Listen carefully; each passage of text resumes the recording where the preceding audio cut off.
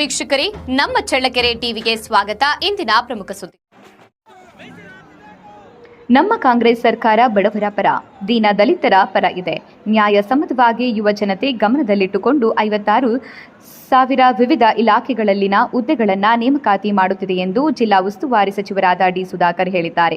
ಅವರು ಕಳೆದ 2 ದಿನಗಳಿಂದ ತಾಲೂಕು ಕಚೇರಿ ಮುಂದೆ ಸಂಪೂರ್ಣ ಮೀಸಲಾತಿ ಜಾರಿಗೊಳಿಸುವವರೆಗೂ 56,000 ಹುದ್ದೆಗಳನ್ನು ನೇಮಕಾತಿ ಮಾಡಬಾರದು, ಮೀಸಲಾತಿ ಸರ್ವರಿಗೂ ಸಿಗಬೇಕು ಎಂಬ ನಿಲುವಿನ ಮೂಲಕ ಸರ್ಕಾರದ ವಿರುದ್ಧ ನಡೆಸುತ್ತಿದ್ದ ಪ್ರತಿಭಟನೆ ಧರಣಿ ಸ್ಥಳಕ್ಕೆ ಧಾವಿಸಿ ಧರಣಿ ನಿರತರೊಂದಿಗೆ ಮಾತನಾಡಿದ್ದಾರೆ. ಇದೇ ಸಂದರ್ಭದಲ್ಲಿ ದಲಿತ ಸಂಘರ್ಷ ಸಮಿತಿ ಸಂಚಾಲಕ ಟಿ. ವಿಜಯಕುಮಾರ್ ಮಾತನಾಡಿ, ದಲಿತರಿಗೆ ಸರ್ಕಾರ ಅನ್ಯಾಯವೆಸಗುತ್ತಿದೆ. ಈ ಹಿಂದೆ ಇದ್ದ ಮೀಸಲಾತಿ, ಒಳ ಮೀಸಲಾತಿ ಕೈಬಿಟ್ಟು 56,432 ಹುದ್ದೆಗಳ ಭರ್ತಿಗೆ ಮುಂದಾಗಿರುವ ರಾಜ್ಯ ಕಾಂಗ್ರೆಸ್ ಸರ್ಕಾರದ ನಡೆಯಿಂದ ಪರಿಶಿಷ್ಟ ಜಾತಿ ಪಂಗಡಗಳಿಗೆ ಘೋರ ಅನ್ಯಾಯವಾಗಲಿದೆ. 56% ಮೀಸಲಾತಿ ಮತ್ತು ಒಳ ಮೀಸಲಾತಿ ಹೊರಗಿಟ್ಟು ನೇಮಕಾತಿಗೆ ಮುಂದಾಗಿರುವ ರಾಜ್ಯ ಸರ್ಕಾರದ ಕ್ರಮ ಡಾ. ಬಿ.ಆರ್. ಅಂಬೇಡ್ಕರ್ ಅವರ ಸಂವಿಧಾನದ ಆಶಯಕ್ಕೆ ವಿರುದ್ಧವಾಗಿದೆ ಎಂದು ಹೇಳಿದ್ದಾರೆ.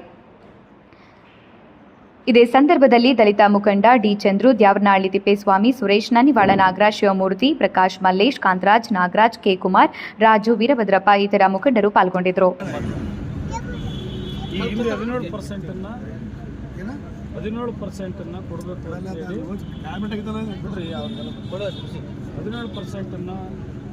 ನಾಗಮೋಹನ್ ದಾಸ್ ವರದಿಯ ಪ್ರಕಾರ ಕೊಡಬೇಕು ಅಂತೇಳಿ ಈ ಹಿಂದೆ ಈ 56,432 ಹುದ್ದೆಗಳು ನೇಮಕಾತಿ ಮಾಡೋದಕ್ಕೆ ತಾವು ತೀರ್ಮಾನ ತಗೊಳ್ಳೋದಕ್ಕಿಂತ ಮುಂಚಿತವಾಗಿ ಬೇರೆ ಯಾವ ನೇಮಕಾತಿ ತಾವು ತಮ್ಮ ಸರ್ಕಾರದಲ್ಲಿ ಮಾಡಿಲ್ಲ.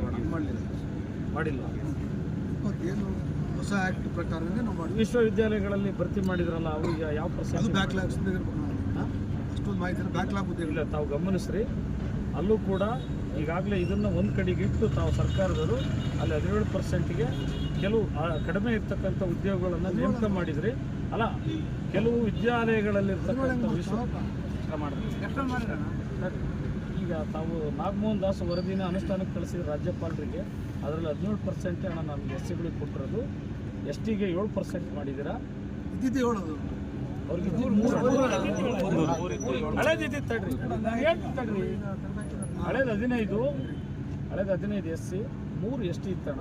ಅದನ್ನು ತಾವು ಇಂಪ್ಲಿಮೆಂಟೇಷನ್ ಮಾಡೋಕ್ಕೆ ಹೋಗಿ ಅವ್ರಿಗೆ 7 ಮಾಡಿದ್ರಿ, ನಮಗೆ 17 ಮಾಡಿದ್ರಿ. ಈ 17ರಲ್ಲಿ ಈಗ ರಾಜ್ಯಪಾಲರ ಅಂಕಿತ ನಮ್ಮ ಸರ್ಕಾರ ಏನು ನಮಗೆ ಮಾದಿಗರಿಗೆ ಮೂಗಿಗೆ ತುಪ್ಪನ ಸವರಿದ್ರ ಅಂತಂದರೆ, ಅಲ್ಲಿ ಅಂಕಿತ ಆಗಿ ಬರೋವರೆಗೂ ರಾಜ್ಯಪಾಲರು ಇವುಗಳನ್ನು ಸರಿಪಡಿಸಿ ಅಂತೇಳಿ ಇಡೀ ವರದಿಯನ್ನು ವಾಪಸ್ ಕಳಿಸಿದ್ರು. ತಮ್ಮ ಕ್ಯಾಬಿನೆಟ್ ಮತ್ತೆ ಸರಿಪಡಿಸಿ ಅವ್ರು ಮಾಡಲ್ಲ ಅಂತ ಕೂತಿದ್ರು. ತಾವು ಸಚಿವ ಸಂಪುಟದವರು SC/STಗಳು ಹೋಗಿ ಮನವೊಲಿಸಿ ಸೈನ್ ಮಾಡಿಸಿ ತಾಂಬಂದು ಕ್ಯಾಬಿನೆಟ್ಗೆ ಕೊಟ್ಟ ಬೆನ್ನಲ್ಲೇ ಕೆಲವು ಹಿತಾಸಕ್ತಿ ಇರ್ತಕ್ಕಂಥ ಸಚಿವರುಗಳು ಈ ನೇಮಕಾತಿ ಮಾಡೋಕ್ಕೆ ಮತ್ತೆ ಎಬವ್ 56% ಆಗುತ್ತೆ. ಇದು ವಿತಿನ್ 50 ಒಳಗಡೆ SC/ST ಓವರ್ ಆಲ್ ಎಲ್ಲ ಕಮ್ಯುನಿಟೀಸ್ಗೆ ರಿಸರ್ವೇಷನ್ ಇರಬೇಕು. ಆದರೆ ಇದು 56 ಆಗುತ್ತೆ. ಈ 6ಅನ್ನು ನಾವು ಅನುಮೋದನೆ ತಗೊಳ್ಳೋದು ಕೇಂದ್ರ ಸರ್ಕಾರಕ್ಕೆ ಹೋಗಬೇಕು. ಕೇಂದ್ರ ಸರ್ಕಾರ ಅಪ್ರೂವ್ ಆಗಿ ಬರೋದು ಲೇಟ್ ಆಗುತ್ತೆ. ಹಾಗಾಗಲೇ ರಾಜ್ಯದೊಳಗಡೆ ಧಾರವಾಡದಲ್ಲಿ ನಿರುದ್ಯೋಗಿಗಳು ನಮ್ಮನ್ನು ಗೋ ಬ್ಯಾಕ್ ಅಂತ ಇದ್ದಾರೆ ಸರ್ಕಾರನ. ಆ ಕಾರಣಕ್ಕೆ ನಾವು ಉದ್ಯೋಗ ಮಾಡಬೇಕು, ಭರ್ತಿ ಮಾಡಲೇಬೇಕಾಗಿದೆ. ಇದು ಬಂದಾಗ ಬೇಕಾದ್ರೆ ಮಾಡಿದ್ರಾಯ್ತು. ಈಗ ಹಳೆ ಪದ್ಧತಿಗಳಿಗೆ 15 ಮತ್ತು 3ರ ಅನುಪಾತದ ಅಡಿಯಲ್ಲಿ ನಾವು ಭರ್ತಿ ಮಾಡ್ತೀವಿ ಅಂತಕ್ಕಂಥ ವಾದನ ಮುಂದಿಟ್ಕೊಂಡು ನೀವು ತರಾತುರಿಯಲ್ಲಿ ನೋಟಿಫಿಕೇಶನ್ ಮಾಡೋಕ್ಕೆ ಈ ಸರ್ಕಾರ ಹೊರಟಿರೋದ್ರಿಂದ ಈ ತೀರ್ಮಾನದಿಂದ 35 ವರ್ಷಗಳ ಕಾಲ ಹೋರಾಟ ಮಾಡೋಕ್ಕೆ ಬಂದಿರತಕ್ಕಂಥ ಬರೀ ಹೋರಾಟ ಅಷ್ಟೇ ಅಲ್ಲ, ತಮಗೆಲ್ಲರಿಗೂ ಮನವರಿಕೆ ಮಾಡಿಕೊಟ್ಟಿದ್ವಿ, ಅಂಕಿಅಂಶ ಕೊಟ್ಟಿದ್ವಿ. ಮಾದಿಗರು ಎಷ್ಟು ಬಹುಪಾಲು ವಿದ್ಯಾಭ್ಯಾಸ ಮತ್ತು ನೌಕರಿಯಲ್ಲಿ ಈ ಸೌಲಭ್ಯನ ಪಡ್ಕೊಂಡಿದ್ದಾರೆ, ಇತರೆ ಸ್ಪೃಶ್ಯ ಜಾತಿಯವರು ಎಷ್ಟು ಇದನ್ನು ಅನುಕೂಲ ಪಡ್ಕೊಂಡಿದ್ದಾರೆ ಅಂತ ತಾವೆಲ್ಲರೂ ಕಣ್ಣಿಂದ ನೋಡಿದಿರ, ತಾವು ಕಿವಿಯಾರೆ ಕೇಳಿದ್ದೀರ. ಆದಾಗ್ಯೂ ಕೂಡ ಈ 432 ಹುದ್ದೆನ ನೀವು ಇವತ್ತೇನಾರ ಭರ್ತಿ ಮಾಡಿದ್ದೇ ಬಂದಾದರೆ ಇನ್ನು 35 ವರ್ಷಗಳ ಕಾಲ ಈ ಸಮಾಜಕ್ಕೆ ಉದ್ಯೋಗ ಸಿಗಲ್ಲ ಅನ್ನತಕ್ಕಂಥದ್ದು ನಮ್ಮ ಒಕ್ಕೊರಳಿನ ನಮ್ಮ ಸರ್ಕಾರಕ್ಕೆ ಮನವಿ. ತಾವು ಒಂದು ಮಾತನ್ನು ಈ ಸಭೆ ಈ ಧರಣಿ ಮೂಲಕ ತಮಗೆ ಪ್ರಶ್ನೆ ಮಾಡ್ತಾ ಇದ್ದೀವಿ. ಇರ್ಬೇಕಲ್ಲ ಅವನು ಈ ರಾಜ್ಯದಲ್ಲಿ ಸ್ವಲ್ಪ ಕನ್ಫ್ಯೂಷನ್ ಇದೆ ಅಂತ ನನಗೆ ಭಾವನೆ. ನಮ್ಮ ಕಾಂಗ್ರೆಸ್ ಪಕ್ಷದ ಸರ್ಕಾರ ಇತಿಹಾಸದಲ್ಲಿ ಯಾರು ಮಾಡಿರ್ತಕ್ಕಂಥ ಒಳ ಮೀಸಲಾತಿಯನ್ನು ಎಸ್.ಎಂ. ಕೃಷ್ಣ ಅವರು 2001 ಅಲ್ಲೇ ಒಂದು ಸದಾಶಿವ ಆಯೋಗ ಮಾಡಿ ಈ ಒಳ ಮೀಸಲಾತಿಗೆ ಚಾಲನೆಯನ್ನು ಕೊಟ್ಟರು. ಅಲ್ಲಿಂದ ಇಲ್ಲಿವರೆಗೂ ಬೇರೆ ಬೇರೆ ಸರ್ಕಾರ ಬಂದರೂ ಸಹ ಒಳ ಮೀಸಲಾತಿ ಆಗಿಲ್ಲ. ಕೊನೆಗೆ ಇವತ್ತೇ ನಮ್ಮ ಸರ್ಕಾರ ಬಂದ ಮೇಲೆ ಈ ಒಂದು ಒಳ ಮೀಸಲಾತಿ ಸುಪ್ರೀಂ ಕೋರ್ಟು ನಿಮ್ಮ ಪರವಾಗಿ ಒಳ ಮೀಸಲಾತಿ ಪರವಾಗಿ ನಿಂತಾಗ ಇದಕ್ಕೆ ಮೋಕ್ಷ ಸಿಕ್ಕಿದೆ ಅಂತ ನಾವು ಹೇಳಕ್ಕೆ ಬಯಸ್ತೇವೆ. ಈಗಾಗಲೇ ನಾವು ಒಳ ಮೀಸಲಾತಿಯನ್ನು ಜಾರಿ ಮಾಡಿದ್ದೀವಿ. ಇವತ್ತು ಹೈಕೋರ್ಟಲ್ಲಿ ಇದು ತಡೆ ಆಜ್ಞೆ ಇರೋದರಿಂದ ನಿಂತಿದೆ. ಮತ್ತು ಇನ್ನೊಂದು ಮಾತು ಹೇಳಲಿಕ್ಕೆ ಇದಕ್ಕಾಗಲೇ ಮತ್ತು ರಾಜ್ಯಪಾಲರ ಮನವೊಲಿಸಿ ನಾವು ಅದಕ್ಕೆ ಅಂಕಿತವನ್ನು ಕೂಡ ಮಸೂದೆಗೆ ಜಾರಿಯಾಗಲಿಕ್ಕೆ ನಾವು ಅದಕ್ಕೆ ಮಸೂದೆಗೆ ಅಂಕಿತವನ್ನು ಹಾಕಿಸಿದ್ದೀವಿ. ಇದು ತಡೆ ಇರೋದು, ತಡೆ ತಾತ್ಕಾಲಿಕ ತಡೆ ತೆರವಾದರೆ ಆಟೋಮೆಟಿಕ್ಕಾಗಿ ಅದು ಇಂಪ್ಲಿಮೆಂಟ್ ಆಗುತ್ತೆ. ಎಷ್ಟು ಪರ್ಸೆಂಟ್ ಆಗುತ್ತೆ? ಏನು ಹಿಂದೆ 665 ಇತ್ತು, ಅದು ಇಂಪ್ಲಿಮೆಂಟ್ ಆಗುತ್ತೆ. ಒಂದು. ಎರಡನೇದು, ಹೀಗೆ ನಾವು ಈ ಧಾರವಾಡದಲ್ಲಿ ಮುಗಿಲೆದ್ದಕ್ಕಿರ್ತಕ್ಕಂಥ ಆಕ್ರೋಶ ನೀವೆಲ್ಲ ನೋಡಿದ್ದೀವಿ. ಸೊ ಅದರ ಹಿನ್ನೆಲೆಯಲ್ಲಿ 2,80,000 ಏನು ಸರ್ಕಾರಿ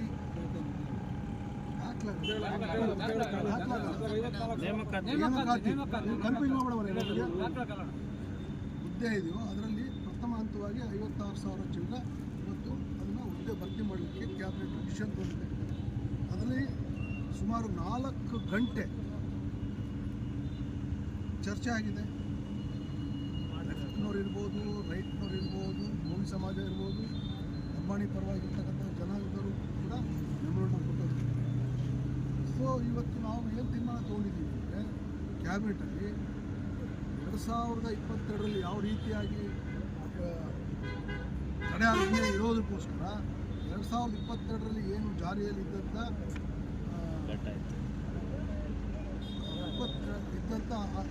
ಆರ್ಡರ್ನೇ ಈ 56,000 ಪ್ರಥಮ ಹಂತವಾಗಿ subject to the resultant of high court 6% ಒಂದು ಅದನ್ನು ಕೂಡ ಅದರೊಳಗೆ ಸೇರಿಸಿ ಇದನ್ನು ನೇಮಕಾತಿ ಕರೆದಿರ್ತಕ್ಕಂಥ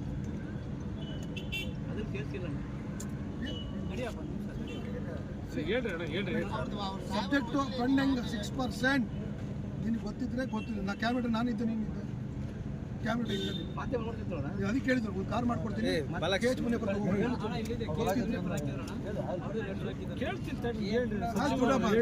ಇಷ್ಟಿದೆ. ನಾನು ಆಲ್ರೆಡಿ ಫ್ಲೈಓವರ್ ಮೇಲೆ ನಾವೇ ಎಲ್ಲರೂ ನೀವು ಅಲ್ಲಿ ಖಾಸಗಿ ಕಾರ್ಯಕ್ರಮದಾಗ 5 ಕಾರಣಕ್ಕಾಗಿ ಇಲ್ಲೇ ಹೋಗ್ಕೊಂಡು ಅವರನ್ನು ಬೆಳೆಸಿರ್ತಕ್ಕಂಥ ಜನ ತಾವು ಪ್ರತಿನಿಧಿಗಳಾದಮೇಲೆ ವಿಧಾನಸಭೆಯಲ್ಲಿ ಈ ಸಮಾಜದ ಪರವಾಗಿ 35 ವರ್ಷದಿಂದ ಹೋರಾಟ ಮಾಡ್ತಾ ಇದ್ದಾರೆ. ನಮ್ಮ ಕ್ಷೇತ್ರದಲ್ಲಿ ಬಹುತೇಕ ಮಟ್ಟಿಗೆ ಮಾದಿಗ ಸಮಾಜ ಇದೆ. ನಾನು ಎಲ್ಲೂ ಹೋದರೂ ಅಲ್ಲೇ ನನ್ನನ್ನು ತಡೆ ಹಿಡಿದು ಪ್ರಶ್ನೆ ಮಾಡ್ತಾರೆ. ತಾವು ಇದಕ್ಕೆ ನ್ಯಾಯ ಕೊಡಿ ಅಂತ ವಿಧಾನಸಭೆಯಲ್ಲಿ ತಾವು ಚರ್ಚೆ ಯಾವತ್ತಾದರೂ ಮಾಡಿದರೆ ನಿಜವಾಗ್ಲೂ ಯಾವತ್ತಾದರೂ ಒಂದು ದಿನ ನಮಗೆ ಈ ಸಮಾಜಕ್ಕೆ ನಾವು ನಿಮ್ಮನ್ನು ಮತಗಳನ್ನು ಹಾಕಿ ನಿಮ್ಮ ಜನಪ್ರತಿನಿಧಿಗಳು ಮಾಡಿದ್ದಕ್ಕೆ ನಮಗೂ ಕೂಡ ಸಾರ್ಥಕ ಆಗಿರೋದು. ನೀವು ನಮ್ಮನ್ನು ಇಷ್ಟು ಹತ್ತಿರದಿಂದ ಇಟ್ಕೊಂಡು ಇಷ್ಟೆಲ್ಲ ಮಾಡಿದ್ದಕ್ಕೂ ಒಂದು ಸಾರ್ಥಕತೆ ಆಗಿರೋದು. ನಾವು ಯಾಕೆ ಇವತ್ತಿನವರೆಗೂ ಸಭೆ ಒಳಗಡೆ ಯಾಕೆ ಸಂವಿಧಾನದಲ್ಲಿ ಆವಾವ ಸಮುದಾಯದ ಜನಪ್ರತಿನಿಧಿಗಳೇ ವಿಧಾನಸಭೆಗಳಲ್ಲಿ ಶಾಸನಸಭೆಗಳಲ್ಲಿ ಶಾಸನಗಳನ್ನು ಮಾಡಬೇಕು, ಬೇರೆ ಸಮುದಾಯದ ಜನಪ್ರತಿನಿಧಿಗಳು ಶಾಸಕರು ಎಂಪಿಗಳು ಯಾರು ಮಾತಾಡಬಾರದು ಅಂತ ಸಂವಿಧಾನದಲ್ಲಿ ಏನಾದರೂ ಅವಕಾಶ ಇದೆಯಾ? ನಮ್ಮ ಪ್ರತಿನಿಧಿಗಳು ನೀವು ಇಲ್ಲಿರ್ತಕ್ಕಂಥ ಮತದಾರರ ಶ್ರೇಯೋಭಿವೃದ್ಧಿನ ನೀವು ಚರ್ಚೆ ಮಾಡಲಿಲ್ಲ ಅಂತಂದರೆ ಅಲ್ಲಿ ಬಹುತೇಕ ಮಟ್ಟಿಗೆ ಇರ್ತಕ್ಕಂಥ ವಲಯರು ಮತ್ತು ಇತರೆ ಸ್ಪೃಶ್ಯ ಅವ್ರ ಜೊತೆಗೆ ಬೋವಿ ಲಂಬಾಣಿಗಳು ಅವರು ಅಲ್ಲಿ ಬಹುಮಟ್ಟಿಗೆ ಜಾಸ್ತಿ ಇರ್ತಾರೆ. ಅವರು ನಮ್ಮ ಶಾಸಕರುಗಳಿಗೆ ಅಲ್ಲಿ ಮಾತನಾಡೋದಕ್ಕೆ ಅವಕಾಶ ಇಲ್ದಂಗೆ ಮಾಡ್ತಾರೆ. ನಾವು ಕೂಡ ಇಲ್ಲಿ ಓಟ್ ಹಾಕಿರ್ತೀವಿ, ತಾವು ಯಾಕೆ ಅಲ್ಲಿ ಪ್ರಶ್ನೆ ಮಾಡಲಿಲ್ಲ ಇಲ್ಲಿವರೆಗೂ ಅನ್ನೋದು ನಮ್ಮ ಪ್ರಶ್ನೆ ತಮ್ಮ ಮುಂದೆ. ನಮ್ಮ ಕಣ್ಣೆದುರಿಗಿನ ಸಚಿವರಿಗೆ ತನಿಖೆ ಹಾಕಿರೋದು ಸಮೇತ ನಮಗೆ ಗೊತ್ತಾಗಿದೆ. ಮಾದೇವರು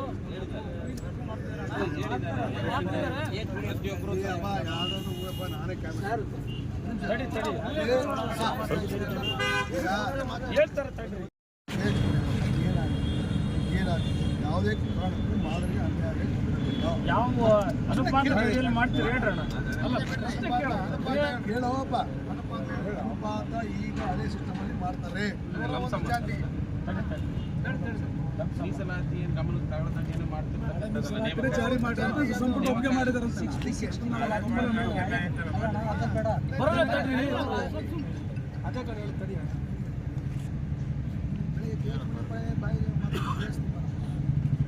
ಅವ್ರಿಗೆ ಕೇಳ ವಿಷಯ ಅಲ್ಲ ಒಂದು ನಿಮಿಷ ಅಲ್ಲ ನಮ್ದೊಂದು ಡೌಟ್ ಕೇಳ್ತೀವಿ ನಿಮ್ಮ ಹತ್ರ ಅಲ್ಲ ಡೌಟು ನಾನು ಕ್ಲಾರಿಫಿಕೇಶನ್ ಕೇಳ್ತೀವಿ ನಾನು ನಿಮಗೆ ಸಚಿವ ಸಂಪುಟದಲ್ಲಿ ಏನು ತೀರ್ಮಾನ ಆಗಿದೆ ಈ ಸರ್ಕಾರ ಅವತ್ತು ತುರ್ತಕ್ಕೆ ಒಳಗಾಗಿರೋ ಸರ್ಕಾರ ಹೊರತು ತುರ್ತಕ್ಕೆ ಒಳಗಾಗಿರೋರನ್ನ ಮತ್ತು ತುಳಿಯುವಂಥ ಪ್ರಶ್ನೆ ಇಲ್ಲ. ಆಗಿದ್ರೆ ನೇಮಕಾತಿನ ಸದ್ಯಕ್ಕೆ ನೀವು ನಿಲ್ಲಿಸ್ಬೋದಲ್ಲ, ತಡೆ ಹಿಡಿಬೋದಲ್ಲ. ಊಟ ಕೊಟ್ಟು ಕಸ್ಕೊಂಡ್ಬಿಟ್ಟಿದ್ರು. ಅವ್ರು ಸತ್ಯಾಂಶ ಕೇಳ್ತಾರೆ, ಸತ್ಯಾಂಶ ಕ್ಲಿಯರ್ ಆಗಿ ಹೇಳಿದೆ.